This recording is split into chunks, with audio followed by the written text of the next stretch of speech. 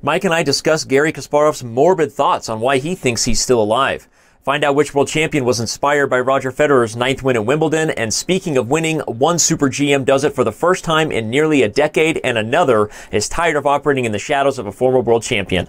But none of that before Alexandra and I discuss a social feud that took over the interwebs and has us talking about the future of chess broadcasting. It's ChessCenter. It's our 64th episode. The chessboard is complete. Let's do it. Things got pretty heated this week on social media. Without any further ado, Alexandra, Mr. Ben Feingold. H4, put in an H. And then if you're a fan of that terrible GM, who's that horrible GM? He's like 2,100. No, he's not that good.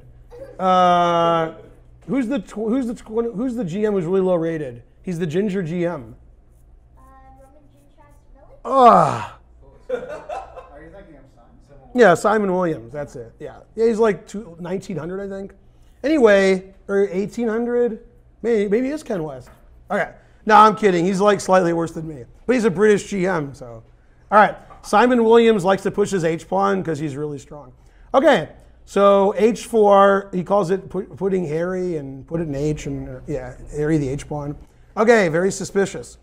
After seeing those strong words, it makes you wonder if Ben should have known better than to mess with Harry. I don't think Harry the H-pawn was the problem here. I think calling a grandmaster in 1900 might be a little bit hard to take for anyone.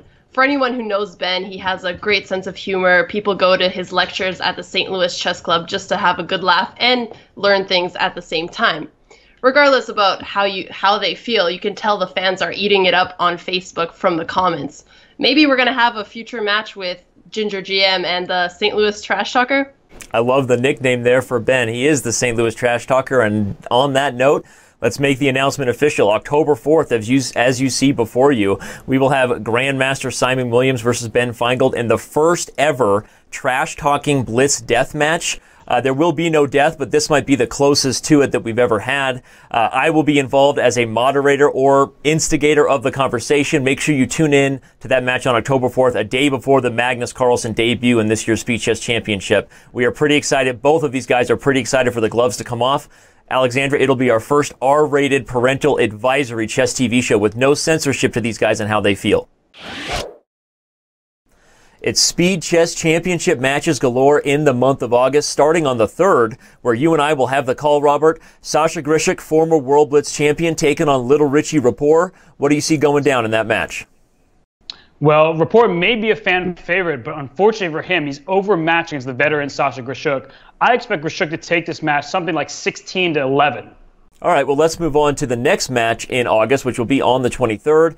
Ian Nepomniachtchi takes on Levon Aronian. Is this the year that Levon Aronian gets out of the first round? Well, Danny, this is actually the most interesting match of the first round, and I think Aronian will be a slight favorite in the longer blitz time controls. But unfortunately, as the clock dwindles and it gets to the bullet, I think Nepo is going to edge out Aronian, despite him being a favorite of mine, and move on with a score of something like 16-14. All right, well, close scores there from you. Now, the next match is Fabiano Caruana taking on Ho Yifan. Do you want to tell the world that our first female contestant in the Speed Chess Championship has a chance in this match, or do you not see it that way? Well, Danny, I'd love to say that there's a chance, but unfortunately the cards are not in her favor. She had a rapid and blitz match against Vladimir Kramnik, and she got absolutely demolished as a one-sided affair. So I think Fabiano Caruana, despite all his struggles in the Grand Chess Tour and quick time controls, I think he'll get through this one with something like a +8 score. Wow, big victory there predicted by you. Finally, we have MVL versus Jeffrey Zhang on August 31st to close out the month. Any reason why your fellow young American Grandmaster has a chance here? Well, I would love to be a good compatriot, but I do love MVL. And unfortunately for Jeffrey Zhang, he's never played giant bullet chess before. And MVL is absolutely going to demolish this match. It's going to be one-sided, and the Frenchman will move on. And if you weren't impressed enough yet by Wei Yi's performance in Dan Zhao, perhaps this game will get you on that track. Ginger GM is here to tell us exactly how Wei Yi won in style. Yeah, an absolutely beautiful move here. Rook to h5. Boom! Leaving that rook on pre, and black really has to take that rook. Queen takes h5, and now the queen is undefended. So after knight to d7 check, we see the real deep point behind this. That knight has to be eliminated, and now queen takes queen, White goes a queen up, and he goes on to win the game. So really nice tactic there from Wei Yi. Beautiful chess. The biggest event to start the month of July, of course, was the next leg of the FIDE Grand Prix. Here to tell us what happened in Geneva is the one and only Peter Dawkers. Hey Danny, yeah, indeed. It was the third tournament in this year's FIDE Grand Prix series. First we had Sharia in February, and then Moscow in May. And this third tournament in Geneva, Switzerland, it was won by Temur Radjabov of Azerbaijan. Bit of a surprising winner, in fact, not because he's not a strong grandmaster. Of course he is, and very famous for that. But he actually never or rarely wins tournaments. The last time he finished first was in the December 2008 FIDE Grand Prix in Elista. And I checked it, and the last time he won a tournament alone was, I think, Dos Hermanas 2005. A very odd statistic for a player of this caliber. But yeah, in Geneva he was in excellent shape and finished on +3 ahead of Alexander Grishuk and Jan Nepomniachtchi. An interesting career for sure Radjabov has had, but with that win, where does that leave the rest of the players who've been involved in this FIDE Grand Prix series throughout the year? Yeah, well, after 3 of the 4 tournaments, it's Shahryar Mamedyarov who leads the overall standings at the moment, and Alexander Grishuk is second. And those 2 players would be qualifying for the candidates tournament next year if it wasn't for the 4th and last leg in Palma de Mallorca in November. Those 2 players mentioned are not actually playing in that tournament, so they have to sit out and wait what the others do. And there are 3 more players who still have a chance to finish among those top 2 places, and that is Radjabov himself, and Ding Liren of China, and Maxime Vachier-Lagrave of France. So among those 5 players, we will have 2 players qualifying from the Grand Prix to the candidates. For the third best moment in July, we have the return of Radjabov. He won first place in the FIDE Grand Prix in Geneva. It's the first tournament he's won since 2008. We're really excited to have him back. Speaking of first tournaments won, it wasn't that for Wojtaszek, but definitely his first Super GM event. He takes down Dortmund in style and takes our number 2 best moment for the month of July. For number 1, we have Wei Yi becoming the 14th highest rated player in the world after winning Danzhou. He's a rising star. We think he might be able to take on Magnus in the future, and we're really excited to see where he's going to go next. For our first blunder of the month, we head back to the beginning of July where Dmitry Andreikin won the title Tuesday. But this was no win by Andreikin. Tell everybody how you should not convert an extra exchange as black. Yeah, I mean, this was kind of a disgusting blunder by Black. I mean, Black here tries to swap off and get into an ending with queen to d3, but that rook on c7 is now on pre. So queen takes queen, rook takes, boom. And there goes the rook. And, you know, instead of being exchange up, Black is a piece down. Not a very good idea, Danny. For the third worst moment in the month of July, we go back to Aegon. We keep picking on him, but they keep doing things that deserve it. Their coverage, the website, everything about the logistics as to try to cover these top players in Geneva for the next cycle of the FIDE Grand Prix was just difficult and not well organized. In number 2, we have Vladimir Kramnik getting only 50% in Dortmund. This is after he's won the event 11 times and had the nickname Mr. Dortmund.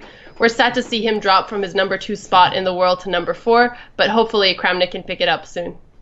And for our number 1 event, we give it to the tournament system in Geneva, not necessarily the organizers, but rules that allowed Radjabov to take a draw in only 9 minutes. Not really the most exciting chess for the fans, and something that we thought we were avoiding in top-level chess, allowing these quick draws to dominate the affair. I do not expect Wesley So to repeat as champion in the Sinquefield Cup this year. Magnus Carlsen has to be the odds-on favorite, despite his struggles in Norway chess. Speaking of Norway chess, Levon Aronian dominated that field, but then he struggled in the FIDE Grand Prix. So I think all of these players have shown inconsistent form, and thus I have to have Magnus Carlsen as the favorite. Let's move on to the Rapid and Blitz, where former world champion Garry Kasparov will sit down at the board. The hype is real, but will his chess moves be real on the board? How do you expect Caspi to finish? Well, it is a tough field, but Magnus Carlsen won't be there. MVL is not playing in the Rapid and Blitz, nor is Wesley So. So I actually like Kasparov's chances to finish in the top few places. And who's going to win?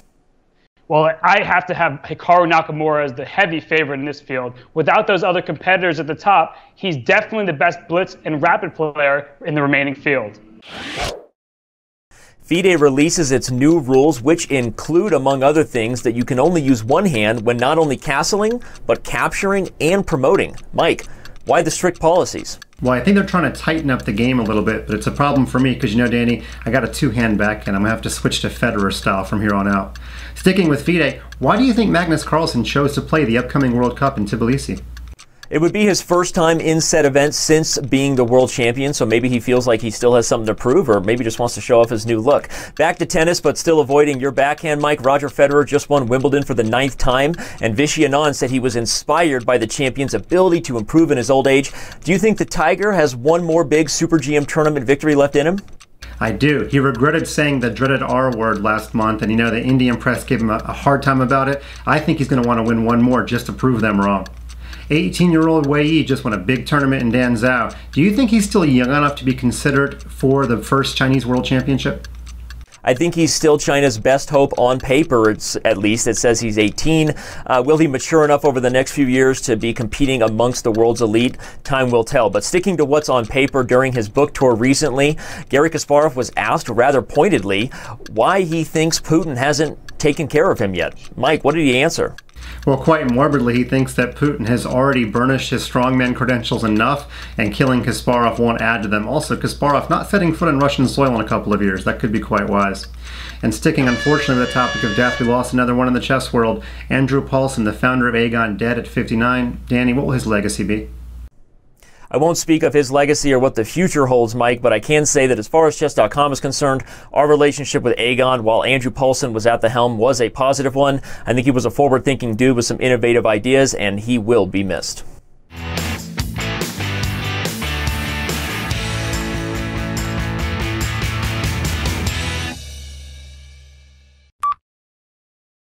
With the big event being the next leg of the FIDE Grand Prix.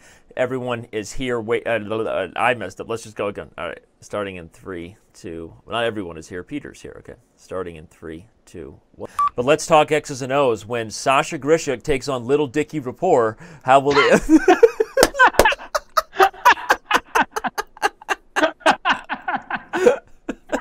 Little Dicky Rapport. His name's Richard Dick Rapport. Richard Young Rapport. Dicky Rapport. Young Dicky Rapport. And Maxime Vachier-Lagrave. These three players could become one of the other two. Now I finished wrongly. Well, that's what you'd think, but in this position, Wei Yi plays an amazing exchange sacrifice with Queen to E5. No, he doesn't. What am I doing? First. Yeah, sorry. Because if he moved his... When I was saying that, I was like, no, he leaves his queen there. Okay. And MVL is absolutely going to demolish this match. It's going to be one-sided, and the Frenchman will move on. American patriotism is not outdone by Chess.comrades. MVL is Chess.comrade. We pick him to win the match. Sorry, I had to do it.